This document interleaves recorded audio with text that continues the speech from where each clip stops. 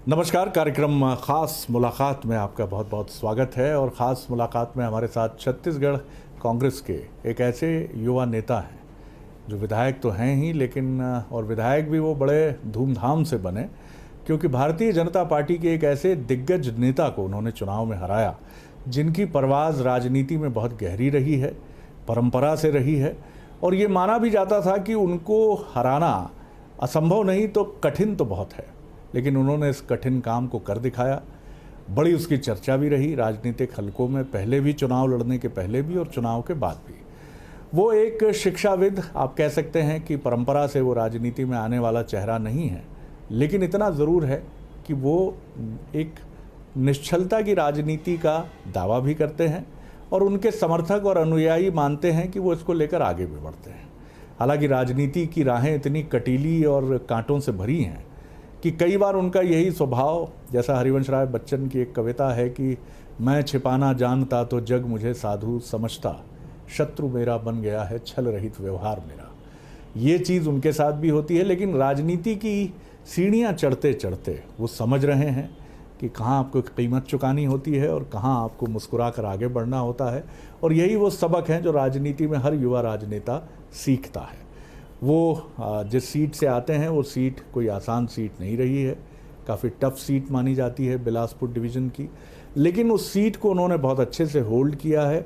और जिस तरह से वो राजनीति में आगे बढ़ रहे हैं तो उनके समर्थक भी मानते हैं, आलोचक भी मानते हैं कि उन पर निगाह तो आपको छत्तीसगढ़ की राजनीति में, कांग्रेस की राजनीति में रखनी होगी।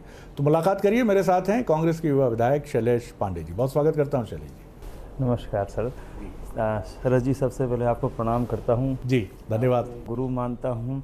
और शुरुआत में भी आपने, जब मैं राजनीति में आया था तो आपने मेरा एक साक्षात्कार लिया था। और वो साक्षात्कार नहीं था मेरे लिए केवल, वो मेरे राजनीतिक जीवन को आपने परिभाषित किया था और उस परिभाषा को लेकर ही मैं आज जो है अपने जीवन में इस समाज के सेवा में मैं अग्रसर हूँ। बहुत धन्यवाद शैलेश जी। और ये आपका बड़प्पन है। मैं फिर कहूँगा कि आप उन चीज़ों को याद रखते हैं जिन्हें शायद याद रखना चाहिए कि नहीं, मैं नहीं जानता, लेकिन उसको आपने जिस विनम्रता से याद किया ये बताता है कि आप एक स्टूडेंट की तरह चीज़ों को सीखते ज़रूर हैं और उनको अपनी स्मृतियों में रखते हैं। ये बहुत अच्छी बात है, ये आपका बड़प्पन है कि आप उस चीज़ को ऐसे रिकॉल करते हैं। चलिए, मैं पहला यही सवाल रखता हूँ। मुझे भी बहुत अच्छे से याद है वो इंटरव्यू कि एक व्यक्ति जो राजनीति में परंपरा से नहीं है, राजनीतिक परिवार से नहीं है, राजनीतिक एक्सपोजर नहीं है, और वो एक संकल्प या एक जिद में राजनीति में प्रवेश कर गया। टक्कर भी किसी सामान्य व्यक्ति से नहीं है, तत्कालीन बीजेपी सरकार के एक कद्दावर मंत्री से है, जिनके लखीराम अग्रवाल जी, जिनकी अनुगूंज देश की बीजेपी की राजनीति में है। तब के शैलेश पांडे में और 4 साल बाद के शैलेश पांडे में कितना अंतर है? मैं समझता हूँ कि शैलेश पांडे में तो कोई अंतर नहीं आया। अंतर शैलेश पांडे की जिम्मेदारियों में आया और जिम्मेदारियां ही धीरे धीरे समझ भी बनाती गई। और एक विपक्ष की राजनीति करना और जनता के मुद्दों को समझना और उनकी जनहित की लड़ाई लड़ना और ईमानदारी से लड़ाई लड़कर पार्टी के साथ पूरे निष्ठावान रहना, तब और अब में जो बिलासपुर की इतनी महत्वपूर्ण सीट है, एक दूसरे नंबर का शहर है छत्तीसगढ़ का, और इसमें पिछले 20 वर्षों से जो है भारतीय जनता पार्टी के कद्दावर नेता यहाँ पर जो है विधायक रहते थे और उनके उसमें चुनाव लड़ना, और बिलासपुर की जनता को मैं धन्य मानता हूँ कि उन्होंने मेरे जैसे व्यक्ति को अवसर दिया कि और विश्वास भी जो उन्होंने दिखाया। और मैं समझता हूँ कि मैं भगवान की पूजा जितनी करता था पहले उतनी अब मैं अपने बिलासपुर की जनता की पूजा करता हूँ। ये अंतर तो भगवान भी देख रहे होंगे। और दूसरी बात यह है कि मैं उनसे क्षमा चाहता हूँ ईश्वर से, लेकिन इस बात को ज़रूर कहूँगा क्योंकि वो इसके का तो एक मुझे बहुत अच्छा लगता है लोगों की सेवा करना। मैं जब कार्यालय में बैठता हूँ और अर्जियाँ लेके लोग आते हैं तो गिनती नहीं होती है। सुबह बैठता हूँ तो रात के 9-9, 10-10 बजे तक अर्जियाँ आती रहती हैं और मैं लगातार बैठा रहता हूँ, एक एक आदमी का, एक एक व्यक्ति की बात पूरी सुनता हूँ। तो मुझे बहुत खुशी है कि मैं बिलासपुर की जनता की बहुत ईमानदारी से सेवा कर रहा हूँ और जिसके लिए उन्होंने मुझे चयन किया है। शैलेश जी, कुछ लोग ये मानते हैं, कुछ लोग क्या बड़ी संख्या में लोग ये मानते हैं कि ईमानदारी से सेवा तो शैलेश पांडे तब कर पाते जब छत्तीसगढ़ मंत्रिमंडल में बिलासपुर का प्रतिनिधित्व होता, जो परंपरा से चला आया है। जो भी कारण हो, मुख्यमंत्री जी का विशेषाधिकार है, जो भी राजनीतिक बाध्यताएं हों, जो भी या हो सकता है जल्दी होने वाला हो, तमाम संभावनाएं खुली हैं। लेकिन ये प्रश्न पूछा जाता है कि बिलासपुर जो नंबर 2 है रायपुर के बाद सिटीज़ की अगर हम बात करें, संस्कार धानी, न्याय धानी, बुद्धिजीवी, साहित्यकारों का जमावड़ा, एक महत्वपूर्ण जगह क्यों नहीं है कैबिनेट में प्रतिनिधित्व? तो होता तो आज आपकी ताकत और बढ़ती।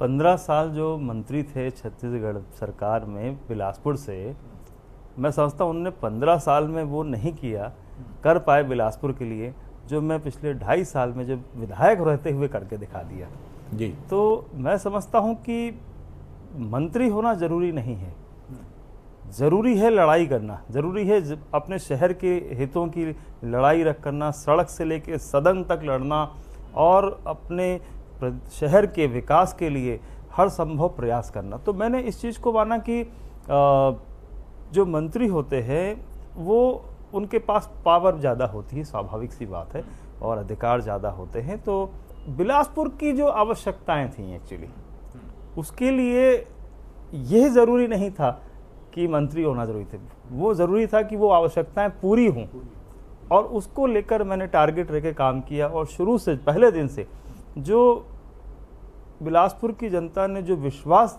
मुझ पर दिखाया था कि मेरा शहर हो बी ग्रेड सिटी होना चाहिए, तो जिस दिन से जीता था उसी दिन से मुख्यमंत्री से चर्चा कर रहा था, जिला प्रशासन से, और सबसे पहले मैंने नगर निगम सीमा विस्तारीकरण किया जब नगर निगम चुनाव नहीं हुए थे।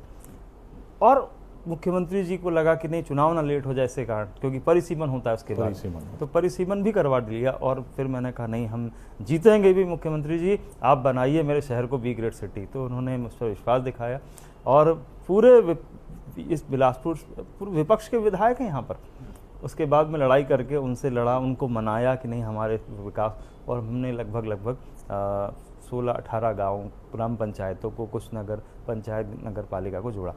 तो ये सपना बी ग्रेड सिटी का पूरा किया। वो 15 साल में कनेक्टिविटी नहीं, बिलासपुर को नेशनल लेवल पे जोड़ नहीं पाए थे लोग, जोड़े थे तो वो 2C के कैटेगरी के विमान से जोड़े थे, हवाई अड्डे से। 2C में क्या 18 सीटर चलता, वो भी चलता नहीं था कभी, उतना चला है, चालू ही नहीं हुआ कभी। हमने 1.5 साल के अंदर सदन में इतना वो किया कि माननीय मुख्यमंत्री जी को 27 करोड़ रुपए तत्काल उन्होंने घोषित किया। दिल्ली जा गया, मैं खुद 2 बार केंद्रीय उड्डयन मंत्री डॉक्टर हरदीप पुरी जी से मिला जाके, और उन्होंने कहा नहीं शैलेश, हम तुमको ज़रूर देंगे, तुम्हारे काम करेंगे। बिलासपुर की जनता ने भी यहाँ पर खूब आक्रोशित हुई और यहाँ धरना प्रदर्शन लगातार चलता रहा, उनका भी उनने ही बहुत साथ दिया। और बिलासपुर में ये मामूली बात नहीं है, 1 साल 1.5 साल के अंदर 2C से 3C पहुँच जाए, ये बड़ा अचीवमेंट था। वो 15 साल तक ये कहते रहे कि हम बिलासपुर को साबरमती बनाएंगे, हम टेम्स नदी जैसा बनाएंगे, लेकिन वो मुंगेरी लाल के सपने दिखाते रहे, किया कुछ नहीं। हमने पहले दिन से ही अपनी बात को फिक्स रखा कि नहीं, जनता ने ये कहा था यही करना है शैलेश पांडे तुमको, और यही करेंगे, और यही किया हमने जाके। और मैंने पहले दिन से जो मांग रखी कि माननीय मुख्यमंत्री जी मेरे शहर को अच्छा बना, बहुत प्यार करते हैं मुख्यमंत्री जी, हमारे बिलासपुर शहर को बहुत प्यार करते हैं, हमारे जल संसाधन मंत्री भी, सभी लोग बिलासपुर को चाहते हैं। और उन्होंने मुझे 100 करोड़ रुपए दिए, जो 15 साल में नहीं लाए, मैं 100 करोड़ रुपए लेकर आ गया।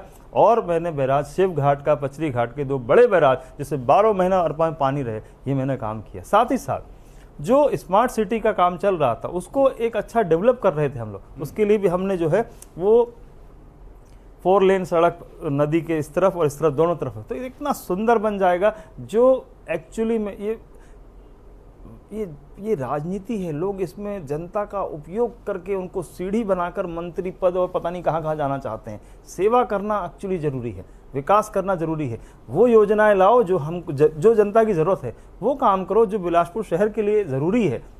ऐसी फालतू योजनाएं लाके पैसा भ्रष्टाचार करके और असफल बनाना पूरे शहर और जनता को। तो शैलेश जी, लेकिन एक चिंता मेरे मन में ये आती है कि कोरोना काल में ये जो फंड्स हैं ये कहीं कमी तो नहीं होगी जो योजनाएं, क्योंकि ये चुनौती आप ही की नहीं पूरे देश की है, पूरी दुनिया की है। तो ये जो 100 करोड़ का फंड है, और बहुत मैं सहमत हूँ आपसे कि आपकी प्रतिबद्धता बिलासपुर का विकास रहा है। चाहे मैं अरपा की बात करूं, चाहे आप जिस तरह से बैराज आपने कहा कि वर्ष भर पानी रहे, या एयरपोर्ट कनेक्ट, ये जो फ्लाइट कनेक्टिविटी है, ये बड़ी सफलता है। लेकिन ये सब कंटिन्यू करना ये भी बहुत बड़ा चैलेंज है। फंड्स शरद भैया, मैं आपको बताना चाहता हूं कि फंड्स की अपनी जो लिमिटेशन है वो तो होती ही है, क्योंकि कोरोना को हम इस प्रकार से वो तो नहीं कर सकते। उसके लिए हम लोगों ने अपने इस साल की विधायक निधि तक हम लोगों ने दे दी थी वैक्सीनेशन को लेकर जी। तो कोरोना के काल में मैं स्वयं लगभग 1.5 साल में 28 करोड़ रुपए SECL से ला चुका हूँ, 28 करोड़ रुपए। अच्छा। और उससे मैंने 4.5 करोड़ अपने शहर में पिछले साल दिया, और इस साल जो है 6 और 2 8 लगभग 8.5 करोड़ रुपए के आसपास इस साल दिया, 4.5, और बाकी अन्य जिलों में गया। कहना ये चाहता हूँ आपसे कि हमारी सरकार ऊपर से सहयोग करती है, उसने बहुत कुछ दिया। तो विकास का अगर हम देखें कि मतलब ये तो कोरोना के समय के बाद विकास की बात करते हैं, तो बताना चाहता हूँ कि इस जिले का पहला 4 लेन ब्रिज 229 करोड़ रुपए का मैंने विधानसभा में बिलासपुर के लिए पास कराया, जो कि एक सेकंड एंट्री हुई। दूसरी बात, इस विधानसभा में मैंने इस बार 31 करोड़ रुपए की तीसरी बिलासपुर शहर में रोड लाया, जो कि वहां पर तिफरा बिल्हा विधानसभा क्षेत्र से मेरी विधानसभा में कनेक्ट हो रही, उसको मैं लाया। तो जो बिलासपुर का जो ट्रैफिक कंट्रोल करने का सिस्टम था कि बिलासपुर में आज तक एक ही एंट्री थी, एक ही, तो उसको शुरू करवाया, उस पैसे को मैं सैंक्शन करवाया, उसको पास करवाया बजट को, और अब वो सर्वे की स्टेज में है, और सर्वे होकर मुख्यमंत्री के पास जाएगा तो वो टेंडर जारी हो जाए। तो सरकार ने कहीं भी पैसे की कोई कमी नहीं की। इसके साथ साथ मैं आपको बताना चाहता हूँ कि स्वामी आत्मानंद इंग्लिश मीडियम स्कूल जिसका नाम पूरे देश में आज हो रहा है, जो 171-72 जो है वो हमारे प्रदेश में खुले हुए हैं, उसकी शुरुआत ही बिलासपुर शहर से हुई थी। अच्छा। मैं शिक्षा के क्षेत्र का था। मैं जब विधायक बना था शरद जी, तब मेरे पास पहले दिन से 19 में इतने सारे लोग आए कि हम फीस कम करा दो, फिर 1000 एप्लीकेशन मैंने लिखी होंगी जिला शिक्षा अधिकारी को या कि प्राइवेट स्कूल के प्रिंसिपलों को कि फीस कम कर दीजिए, लेकिन वो कितनी करते। मैं स्वयं गया शिक्षा मंत्री जी के पास, DPI के पास, मैंने कहा साहब मेरे को इंग्लिश मीडियम चालू करना है। उन्होंने मेरे को वर्बली 3 स्कूल खोलने की परमिशन दे दी। मैंने वर्बली 2 साल पहले जो है शुरू कर दी। आज वो उसके बाद उस योजना को अंगीकार किया गया, उसको एक बड़ी योजना बनाया गया। पहले साल 52 इंग्लिश मीडियम स्कूल खोले, दूसरे साल 119 खोले मुख्यमंत्री जी ने, और आज मेरे शहर में, मेरे अकेले शहर में 5 इंग्लिश मीडियम स्कूल हैं गवर्नमेंट के, और वो भी फुल स्ट्रेंथ में है सर जी। तो शिक्षा, स्वास्थ्य के लिए भी मैं बहुत लड़ाई करता हूँ। स्वास्थ्य के लिए मैंने, इसी पर मुझे ध्यान आया, कोरोना में हमने सुना कि आपने काफ़ी बेहतर तरीके से चीज़ों को नियोजित करने की कोशिश की। तीसरी लहर की ईश्वर ना करे कि कोई चुनौती बने, लेकिन तैयारी ज़रूरी है। तो कैसे लड़े आप कोरोना में, और तीसरी लहर के लिए क्या तैयारी, क्योंकि हेल्थ बहुत इंपॉर्टेंट है। आपने बहुत अच्छा प्रश्न किया शरद भैया। मुझे कोरोना के उसमें सबसे बड़ी जो समस्या और जो हम सबके लिए चुनौती थी, चाहे वो सरकार हो, चाहे वो हमारी सरकार हो, चाहे केंद्र की सरकार हो, अधोसंरचना।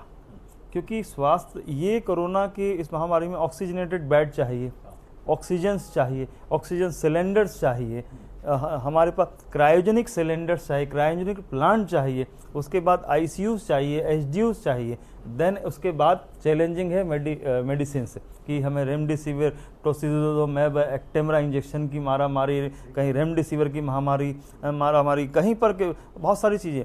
तो हमने पिछले साल जब कोरोना आया उससे और इसमें हमने 5 टाइम्स जो है गवर्नमेंट के बेड बढ़ा लिए थे इस पिछले 1 साल में। अब हमारा तीसरी लहर जो है वो हम अगेन जो है वो हम 5 गुना ज़्यादा बेड बढ़ा रहे हैं। तो मुझे लगता है इसके अलावा चुनौतियां ऑक्सीजनेटेड बेड की थी, तो मैं खुद हमारी सरकार से कह के 1000 और 1000 2000 लीटर पर मिनट के मैं ऑक्सीजन के जो है वो प्लांट 2 नए लाए, जनरेशन प्लांट जी। तो आज मेरे शहर में जो गवर्नमेंट के इंस्टीट्यूशंस हैं, जो सिम्स है, जिला अस्पताल है, उसमें लगभग दोनों को मिला लेता हूं मैं, तो 6000 लीटर पर मिनट का मेरे पास जो है वो प्लांट हो गया है। अच्छा। तो ये बड़ी जबकि हम उससे 1/4 में थे 1 साल के पहले, ये बढ़ा। तीसरी एक बहुत बड़ी बात बताता हूँ, ये तो ऑक्सीजन जनरेशन प्लांट है, मैंने लिक्विड ऑक्सीजन जिसे कहते हैं, क्रायोजेनिक प्लांट जिसे कहते हैं, जो कि यहाँ पर प्राइवेट लोगों के पास है मिला, उसको मैंने सैंक्शन करवाया। 20,000 लीटर का जो है गवर्नमेंट में सैंक्शन करवाया हूँ। मुझे पूरा विश्वास है माननीय मुख्यमंत्री जी उसको ज़रूर करेंगे। तो हमने प्रयास किया, हमारी तैयारी है, चाहे बच्चों को लेकर हो, चाहे कुछ भी हो, बड़ों को लेकर हो, कि अधोसंरचना का विकास जो है वही केवल जो है वो इस महामारी से हमको उभार सकता है। बिल्कुल। और साथ ही साथ जो है अवेयरनेस, वैक्सीनेशन की अवेयरनेस। तो वैक्सीनेशन को हम तो पूरे तन मन धन से वैक्सीनेशन कराने लगे। हम तो विकास का जो निधि था वो भी वैक्सीनेशन में दे दिया कि भाई फ्री में हमारे पैसे भी ले लीजिए, लेकिन हमारे लोगों की जान पहले बचना चाहिए। तो पहले महत्वपूर्ण है व्यक्ति और उसके बाद है फिर विकास। तो व्यक्ति बच जाएगा शहर का तो विकास तो करेंगे ही करेंगे। तो उसके लिए पूरी गंभीरता से ही हम लोगों ने उसको लिया है। और मैं मानता हूं कि हमारे माननीय मुख्यमंत्री जी और माननीय स्वास्थ्य मंत्री टी.एस. सिंहदेव दोनों लोगों ने बहुत अच्छे से कार्य किया और हम लोग उससे डट कर मुकाबला करके काफ़ी हद तक आगे। मैं कुछ राजनीतिक सवालों की तरफ भी आऊँगा, जो कोर पॉलिटिकल क्वेश्चंस हैं, छत्तीसगढ़ की राजनीति की बात करें, लेकिन उसके पहले आप शिक्षाविद भी हैं और शिक्षा के महत्व को आप बहुत समझते हैं। आपने आत्माराम सीरीज़ जो स्कूल्स हैं उनका आपने जिक्र किया, बहुत अच्छा लगा मुझे कि जब एक राजनेता शिक्षा की बात करता, माफ़ कीजिएगा मैं ये नहीं कह रहा हूँ कि राजनेता शिक्षा की बात नहीं करते हैं, लेकिन अब अगर छत्तीसगढ़ को, मध्य प्रदेश को और देश को ज़रूरत है तो 3 इश्यूज़ हैं सर। पहला education, second one is health and the third one is industrialisation. ये 3 मंत्रा हमारे हैं, मध्य प्रदेश हो, छत्तीसगढ़ हो, देश हो। आज हम बेसिक इंफ्रास्ट्रक्चर, सड़क, बिजली, पानी का लगभग तैयार कर चुके हैं। तो आप बिलासपुर को इस मैप पर लाने के लिए क्या सोचते हैं? शिक्षा, आप शिक्षाविद भी हैं, स्वास्थ्य, और तीसरी चीज़ उद्योग। सर सबसे इम्पोर्टेंट चीज़ जो होती है जैसे एजुकेशन है, तो हम लोग एजुकेशन में 2 चीज़ विंग हैं, एक हायर एजुकेशन और एक स्कूल एजुकेशन। हायर एजुकेशन में हमारे पास इंस्टीट्यूशन है, क्योंकि जो हमारा ग्रॉस एनरोलमेंट रेशो है उसके हिसाब से देखा जाए तो लगातार बच्चे बढ़ रहे हैं स्कूल के, और ज़्यादा डिमांड जो है वो बच्चों में आजकल मोबाइल्स और इंटरनेट के ज़माने में अब क्या हो गया कि ग्लोबलाइजेशन हो गया। मतलब कोई भी चीज़ इजीली एक्सेसिबल है, कि चेन्नई से या बेंगलोर से या अमेरिका से या बॉम्बे से, हैदराबाद से, पूना से कोई भी अच्छा इंस्टीट्यूशन है ऑनलाइन एजुकेशन। तो इंफ्रास्ट्रक्चर जो डेवलपमेंट करना है, तो इसके लिए क्या है कि हम छत्तीसगढ़ का जो बच्चों का मेंटल स्टेटस है उसको पहले अपग्रेड करना पड़ेगा। बहुत अच्छी बात है। मैं एक यूनिवर्सिटी का रजिस्ट्रार भी, बहुत अच्छी बात है सर, मैं जोर देकर कहूँगा ये देखिए, ये बहुत एक शिक्षाविद समझता है इन चीज़ों को कि जो इलेक्ट्रॉनिक गैजेट्स हैं, क्या बच्चे तैयार हैं उनके हैंडलिंग के लिए, खासतौर से कस्बों के बच्चे, ग्रामीण क्षेत्रों के बच्चे? सर बच्चा तो इंजीनियर बनना चाहता है, लेकिन उसका जो बैकग्राउंड था वैसा नहीं था। किसी गरीब का बच्चा है, किसी ठेले वाले का, कोई सब्जी वाले का बच्चा है, तो लगातार चुनौतियां उनके ब्रेन है जो, उस ब्रेन से हमको अपग्रेड करना है। तो अभी ज़्यादा ज़रूरत है कि इंग्लिश मीडियम में बच्चे पढ़ते हैं। एक विधवा बच्चे की माँ भी चाहती है कि वो मेरा बच्चा इंग्लिश मीडियम में पढ़े। विधायक जी मेरे पास पैसे नहीं हैं, आप बताइए कैसे करें। मंत्री जी बताइए, ऐसा बताइए। वो बहुत सारे गरीब, रिक्शा वाला है, ठेले वाला है, सब्जी वाला है, सबका बच्चा इंग्लिश मीडियम में पढ़ना चाहता है। आज किसके पास मोबाइल नहीं है सर? सबके पास मोबाइल हैं। मैं ये कहना चाहता हूँ कि सर जो एजुकेशन सिस्टम, जैसे हमने Swami Atmanand English medium government school खोले, तो आज वो 100% फुल है, वेटिंग है। मतलब ये स्थिति है कि प्राइवेट स्कूल नहीं भरे हैं वो, लेकिन भर गए हैं और इतनी वेटिंग है। 10,000 से ज़्यादा फॉर्म केवल बिलासपुर शहर के लिए आए थे। मतलब मुश्किल से 10,000 फॉर्म आए थे बिलासपुर शहर में, बहुत बड़ी बात है सर। और हमने मुश्किल से 500-600 जितों को मिला होगा, एडमिशन मिला होगा। तो ये एक लोकप्रियता है, ये बताता है ये फिगर कि बच्चे इंग्लिश मीडियम पढ़ना चाहते हैं और खोलिए। तो हम लगातार शिक्षा के स्तर को बढ़ाते जा रहे हैं, जिससे हम एक आने वाले समय में बच्चों में एक अच्छी शिक्षा का वातावरण दे पाएंगे। दूसरी बात आपने ये कही जो कि हेल्थ इशू, तो हेल्थ में आज जो नीचे जाते हैं, जैसे कि आज मैंने इस चीज़ को फील किया है विधायक बनने के बाद भी, कि हर आदमी को दिक्कत आती है इलाज करवाने में सर। दो ज़रूरतें हैं। एक ज़रूरत है कि हमारी अधोसंरचना कैसे बढ़ेगी, इंफ्रास्ट्रक्चर हम गवर्नमेंट अपना कैसे बढ़ाए, और दूसरी है कि जो सामने वाला जो हमारी जनता है जो प्रदेश की, वो पैसा नहीं दे पाती है। दो तरफ सोचना पड़ता है हेल्थ इश्यू में। तो एक तरफ है कि वो योजनाएं बनाएं जिससे कि हम पब्लिक को प्राइवेट हॉस्पिटल्स में भी उनका इलाज जो है वो निःशुल्क करा पाएँ। तो उसके लिए खूबचंद बघेल और मुख्यमंत्री विशेष सहायता योजना और आयुष्मान योजना, इन ऐसी योजनाओं के माध्यम से हम लोग उनको वो करते ही करते हैं। इसके अतिरिक्त मेरे कार्यालय से मैं लोगों को 10,000 से ज़्यादा आज की डेट में पर्ची दे चुका हूँगा, जिससे कि वो निःशुल्क इलाज कराने जाते हैं और दवाई फ्री में पाते हैं जी। दूसरी बात जो है कि इंफ्रास्ट्रक्चर डेवलपमेंट करना, तो जिला कई बार ऐसा होता है कि जो शहर होते हैं वहाँ पर प्राइवेट हॉस्पिटल भी हैं बहुत सारे, मतलब जो सुविधाएं हैं वो शहरों में ज़्यादा है स्वास्थ्य की बेहतर, ग्रामीण क्षेत्र में नहीं। मेरा विधानसभा शहरी क्षेत्र है, मेरे क्षेत्र में 200 के आसपास हॉस्पिटल्स होंगे, तो है अधोसंरचना तो बहुत अच्छी है यहाँ की। और हम चाहते हैं कि बिलासपुर में एक बड़ा ब्रांड का जो हॉस्पिटल है वो आना चाहिए, जिसके लिए मैं प्रयासरत हूँ, जिससे कि हम बिलासपुर में और अच्छा बेहतर हेल्प कर पाएंगे। वैसे अभी के इसमें हम पूरी तरीके से सक्षम हैं। उद्योगों के लिए क्या स्थिति देखते हैं? जैसा उद्योग का आपने बात कही, तो उद्योगों में जो गवर्नमेंट है, गवर्नमेंट के स्तर पर अगर हम देखते हैं तो मैंने यहाँ बिलासपुर के आसपास 3 ऐसे सेक्टर को तलाशा है जहाँ पर हमने उसको इंडस्ट्रियल एरिया जो है घोषित करवाया, ताकि हम नए उद्योगों को वो कर पाएँ। तो बिलासपुर शहर में, ज़िले में भी जो है वो बहुत सारे उद्योग आए हैं। उन उद्योगों का धीरे धीरे जो बनना शुरू हुए हैं, इससे आने वाले समय में जो रोजगार की जो संभावनाएं हैं वो भी बढ़ रही हैं, और साथ साथ जो प्रोडक्टिविटी है वो भी अच्छी बन पाएगी। तो बिलासपुर उद्योगों के लिए भी अनुकूल है सर, ऐसा नहीं अनुकूल है। उसके लिए लगातार हम लोग सरकार से प्रयास कर रहे हैं, और सरकार जो है लगातार MOUs कर रही है। हम लोग भी यहाँ बुलाते हैं, लोगों को विजिट कराते हैं। तो मुझे उम्मीद है कि कुछ अच्छे और बड़े उद्योग आने चाहिए, जो एक चुनौती है जिसे मेरे को लगता है कि हम लोग उस दिशा में चल रहे हैं। पूरा संभावना है कि उसको पूरा करेंगे। अभी बड़े उद्योग उस तरीके से तो नहीं हम कर पाए हैं, ये ज़रूर करेंगे। लेकिन भूपेश बघेल जी एक बड़े आक्रामक लीडर हैं, और काफ़ी रूरल एरियाज़ और तमाम चीज़ों की, कई योजनाओं की बड़ी प्रशंसा भी हुई है। आप मानते हैं कि बहुत उन्हीं के नेतृत्व में अगला चुनाव और आगे और आगे और आगे? हम सभी लोग मिलकर चुनाव लड़ते हैं और सभी लोग लड़ेंगे ही चुनाव, इसमें कोई बात ही नहीं है। माननीय मुख्यमंत्री जी के नेतृत्व में अभी तक बहुत अच्छा काम हुआ है, और सभी विभागों में जो जनहित की योजनाएं हैं वो बहुत अच्छे से प्रारंभ की गई हैं, उनको सुचारू रूप से संचालित भी किया जा रहा है। मुझे पूरा विश्वास है कि आने वाले समय में भी हमारी सरकार जो है वो बहुत अच्छे से और तालमेल के साथ और अच्छा काम छत्तीसगढ़ के लिए हम लोग करेंगे। बहुत शुभकामनाएं देता हूं शैलेश जी इस बातचीत के लिए। बहुत आपसे बात करना जिसमें लाग लपेट नहीं है, वो अभी आपने सीखा भी नहीं है, और मैं विनम्रता से आपको सुझाव देने का अधिकारी तो नहीं हूँ, लेकिन आपसे ये कहूँगा कि हमें भी अच्छा लगता है जब एक राजनेता बहुत राजनीतिक चातुर्य का उपयोग नहीं करता है उत्तर देने में। मन की बात हमेशा मन की बात ही होनी चाहिए।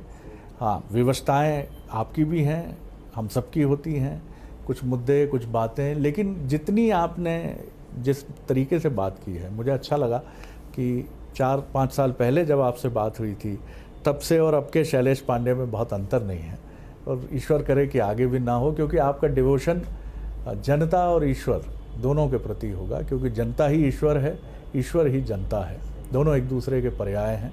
बहुत धन्यवाद करता हूं, और आपकी भावी राजनीतिक यात्रा के लिए बहुत शुभकामनाएं देता हूं। खास मुलाकात में इतना ही, इजाज़त दीजिए, नमस्कार।